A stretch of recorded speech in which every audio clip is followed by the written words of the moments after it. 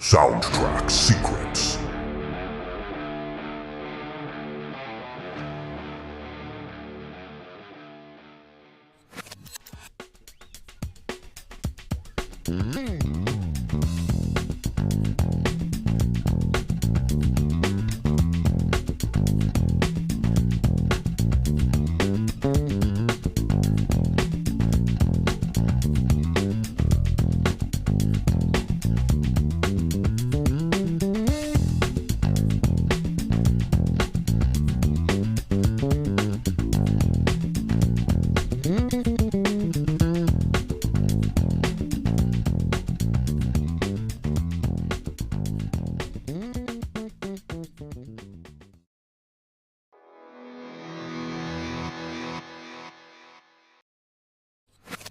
In the early 1990s, Britain was craving a new sound. After the Manchester scene had faded and American grunge dominated the airwaves, one band from Manchester slowly began to turn heads. Their name, Oasis. In the noise of tiny pubs and cheap demo tapes, two brothers, Liam and Noel Gallagher, had no idea their lives were about to change forever. Liam, the sharp-voiced and cocky frontman, became the face of the band. Meanwhile, Noel, the calmer older brother, emerged as the mastermind behind the songs that would soon define a generation. Oasis formed in 1991, at first just another small-time band playing in Manchester bars. But when Noel joined, bringing with him a backlog of songs he had been writing for years, the group instantly found its identity. Noel's songs weren't just simple pop rock. They carried the melody of the Beatles, the raw energy of the Sex Pistols, and the working-class spirit that made people feel, "This is our voice." In 1994, Oasis released their debut album, Definitely Maybe. Even the title was arrogant, Definitely Maybe. But what shocked everyone was how it became the fastest-selling debut in British history at the time. Tracks like Rock and Roll Star and Live Forever weren't just songs. They were manifestos for British youth who longed for something bigger than their everyday lives. Oasis were instantly seen as rising stars, but not the polite, polished kind. They came with attitude, brash, controversial, unapologetic. And somehow, that only made people love them more. In 1995, they released What's the Story? Morning Glory. The record didn't just succeed, it transformed Oasis from a British sensation into a global phenomenon. The album featured Wonderwall, Don't Look Back in Anger, and Champagne Supernova, songs that, even now, echo in stadiums, pubs, and weddings around the world.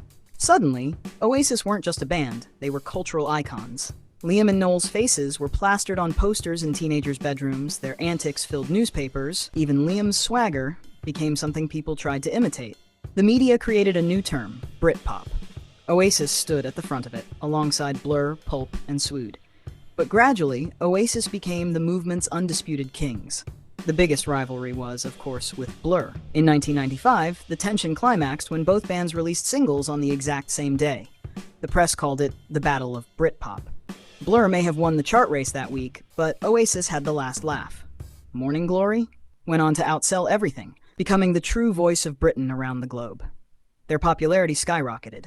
From dingy pubs in Manchester, Oasis were now headlining massive festivals, dominating national TV, and even breaking into the American market. Noel often said their music wasn't for the elite. It was for everyone. Factory workers, students, dreamers. And that universality was exactly what made Oasis resonate with millions. But success didn't come without chaos. The world quickly learned about the Gallagher brothers' constant fighting. Whether backstage, in the studio, or even on stage, their feuds became legendary. Strangely, that drama only fueled the band's allure. Fans weren't just invested in the music, they were addicted to the soap opera that was Liam versus Noel. By the mid-90s, Oasis were no longer just a rock band. They had become the symbol of a new era. An era when Britain proudly reclaimed its place in music after years under America's shadow. And all of that momentum was building toward one defining moment, a stage that would cement Oasis not just as stars, but as legends. That stage was Knebworth.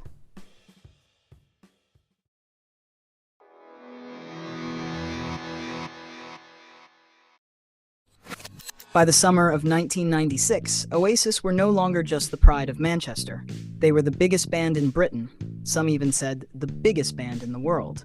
And the proof of that dominance came in the form of two nights that would go down in rock history. The venue was Knebworth Park, a massive open-air site in Hertfordshire, England, that had hosted legends like Led Zeppelin and Pink Floyd.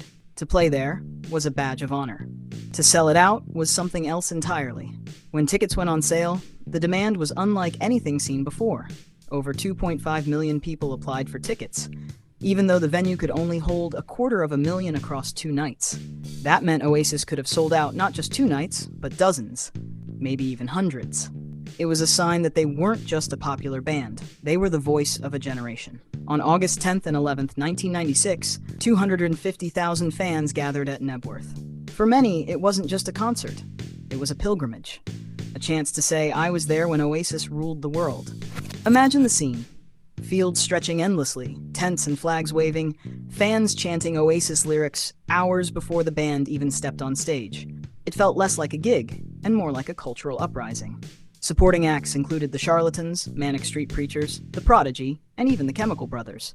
It was a lineup that perfectly captured the energy of 90s Britain, but everyone knew who they had come for.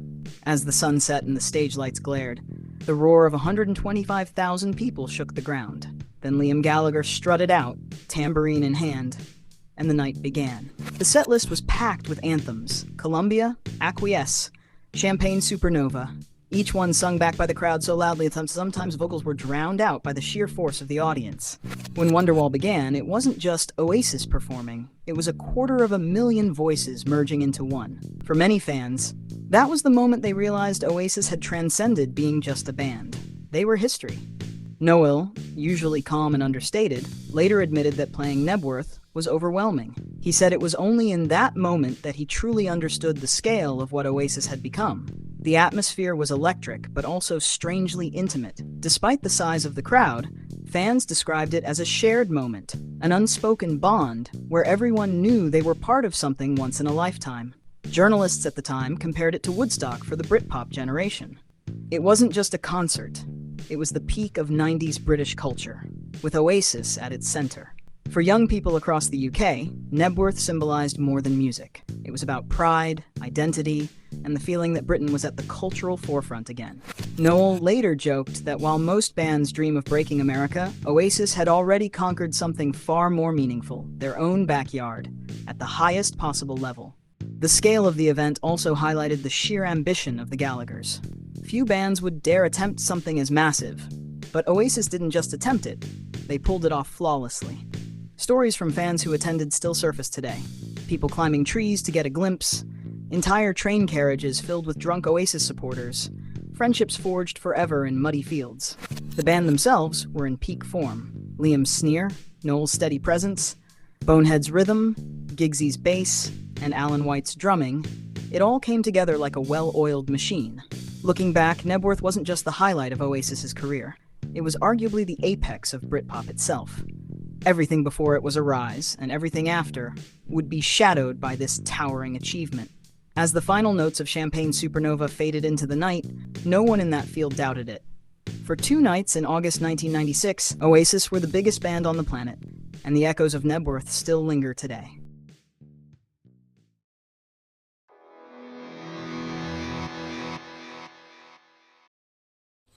When the lights went down at Knebworth in August 1996, Oasis had not only delivered the biggest gigs of their career, they had also carved out a place in history. The ripple effects of those 2 nights continue to echo through music and culture nearly 3 decades later. For many fans, Knebworth wasn't just a concert, it became a defining moment in their lives. People still describe it as the weekend that shaped their youth, a memory that has grown almost mythic over time. The sheer scale of the event redefined what a British rock band could achieve without needing to crack America.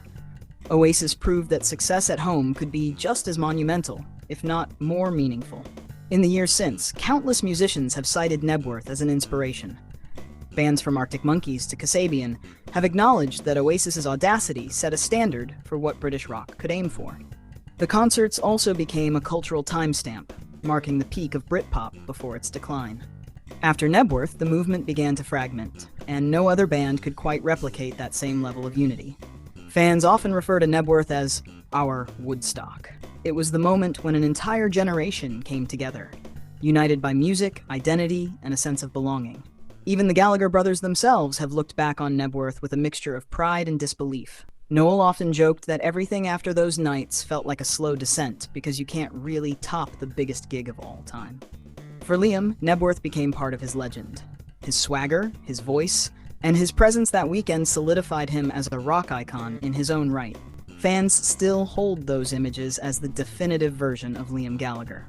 In the broader music industry, Knebworth changed expectations. Promoters, bands, and fans alike realized that if Oasis could draw 250,000 people in a field, the boundaries of live music were far wider than anyone imagined. The concerts also underscored the communal power of music before the digital era. There were no smartphones, no live streams, just pure, collective experience, etched into memory rather than screens. Over time, the story of Knebworth has only grown larger. Documentaries, anniversary retrospectives, and fan accounts have kept the legend alive for new generations who weren't even born when it happened. The release of the 2021 documentary Oasis Knebworth 1996 reignited that sense of awe, showing archival footage that captured both the chaos and the magic of those nights. Younger fans finally got to witness what their parents had told them about for decades. For the UK, Knebworth became a cultural landmark. It wasn't just about Oasis. It was about Britain feeling like the center of the musical universe again. It symbolized confidence, pride, and the height of cool Britannia. And yet Knebworth also marked a turning point. Oasis would go on to release more albums, but many argue they never reached the same artistic or cultural peak again. Knebworth became the summit, the point where the climb ended. This sense of after Knebworth became ingrained in how fans and critics talk about Oasis. Everything post-1996 is judged against those two nights, and inevitably it falls short. Still, rather than diminishing Oasis, it has kept their legend alive. By setting a bar no one else has matched, the band guaranteed their place in rock immortality. For fans today, the name Knebworth still sparks chills. Whether you were there or not, it represents a golden age of music, when the world seemed simpler and louder. The legacy also lives on through the Gallagher brothers' solo careers. Whenever Liam plays Knebworth in his solo shows, it becomes a symbolic act, proof that the echoes of 1996 are still alive and well. In the end, Knebworth wasn't just about Oasis playing to a massive crowd. It was about capturing a cultural high point, one that has endured long after the amps were turned off. Nearly 30 years later, the echoes still ring, in the songs, in the memories, and in the myth of Oasis. Knebworth remains the pinnacle, a reminder that for two nights in 1996, music really did change the world.